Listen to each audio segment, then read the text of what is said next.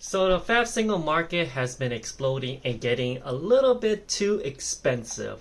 So is it because of true actual players growth, or is it speculation? Can this continue, or will this pop like a bubble? So let's discuss.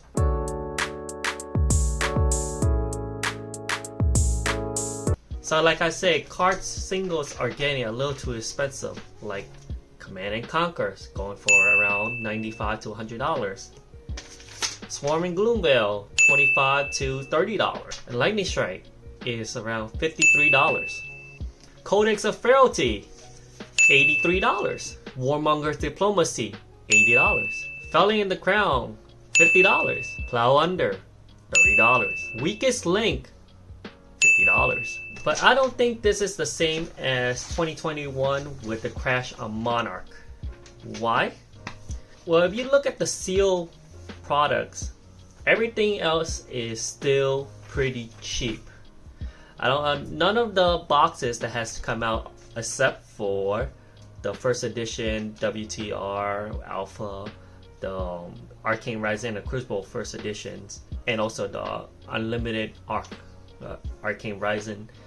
Everything else is pretty cheap and hasn't even gone over $80. If it was like the 2021, you will have all these sealed boxes getting bought up by resellers who have no business in this game, which drives up the price of these sealed boxes. But as you see, these boxes are pretty much the same. Anybody could get it for below MSRP. We all know that resellers don't touch singles, as you can see also in the Pokemon card and Magic the Gathering. Singles are just for the players. A lot of these resellers don't play the game. They're just in it for the money, for the quick flip, and they're out. So they have no time to research on what cards are playable and why they're playable and whatnot. But this is still a problem. A lot of the singles are depleting from the market. The Fab market is all about buying singles. No one is cracking boxes. I would crack about 10 to 20 cases on release day and sell the singles. I will have such bad luck though. I will pull the Crab Majestics that are like $1 or under. And I still would have to sell them because I need the capital back. So after a few sets of failures such as Uprising, Dusk to Dawn, and also Outsiders, I decided to call it quits and kept any of the Majestic that I still have that haven't Fire Soul and sell them if only they gone up on value, which most of them don't. And thus, that's why no one is really cracking boxes, because they don't want to get burned by these $1 Majestics or below. So if no one's opening up Fab boxes, it makes sense that these staple Majestics are depleting. But something's gotta give eventually. Either people is gonna start cracking up boxes again, or players will get priced out because of these very expensive Majestics. So what I'm thinking right now is that at this point in the video, it's just speculation and my prediction. I really think that the prices of these Majestics are going to start to really incentivize people to start cracking boxes again, because these boxes are staying well below MSRP. And if you could get one or two of these really good Majestics, it pretty much pays for the box.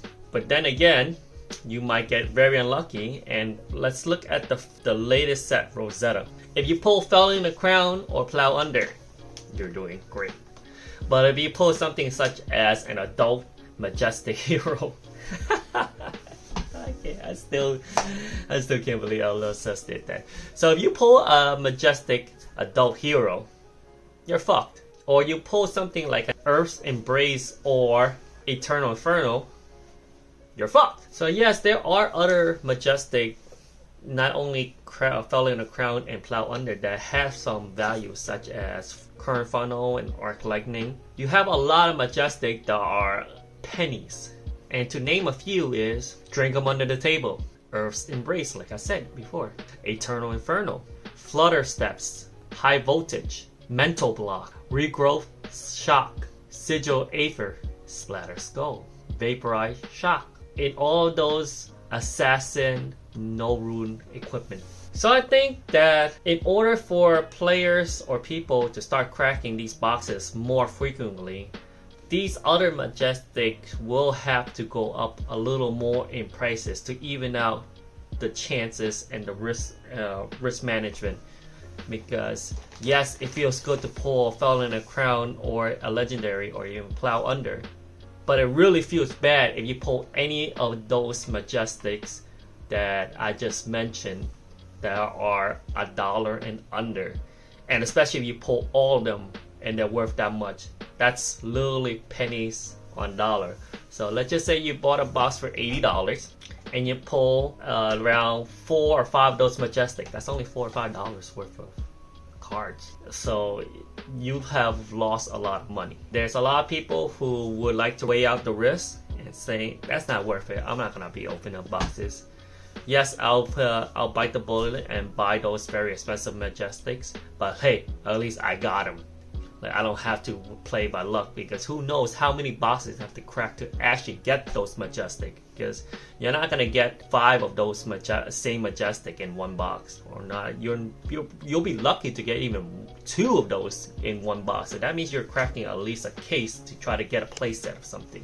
So the chances of you getting those things, people are going to be, you know what, I'm just gonna keep buying singles. That will put pressure on those people who crack boxes just to solely sell, such as me in the past.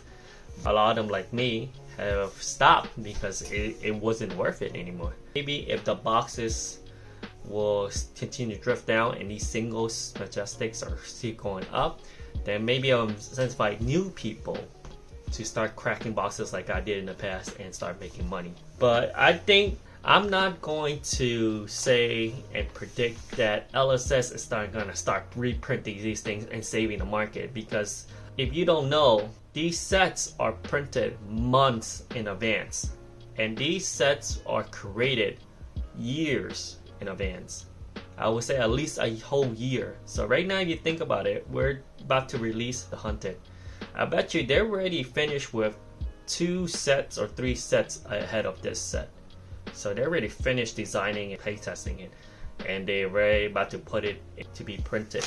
So if you are hoping that they're gonna reprint these things, you gotta wait at least a year to a year and a half before those reprints actually hit the market. So I don't think I'm gonna rely on LSS reprinting unless they do something like put it into gem packs. That'll be good. That'll be a nice thing to do. But LSS has to be very careful on reprints, because there's a fine line of, you know, reprinting to lower the prices or reprinting to crashing prices. A very thin line, and that could be broken, shatter within like one little too much reprint on that thing. So they have to be very careful. That's not something that easily to be trifled with.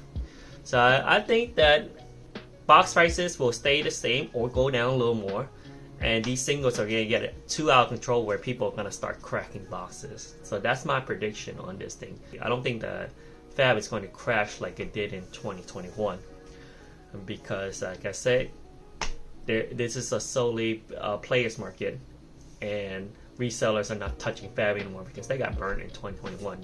They're over there in Pokemon and Magic the Gathering. So for now, for the time being, Fab is safe from those people.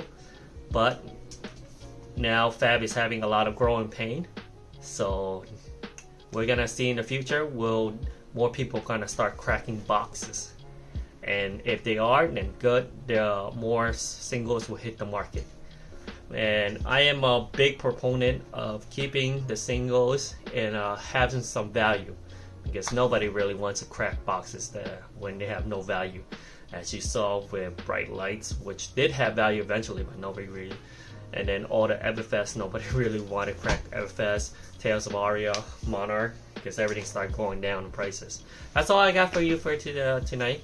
I'll see you guys next time. Next time I'm going to be talking about Fables and what's the deal with them now. Talk to you soon.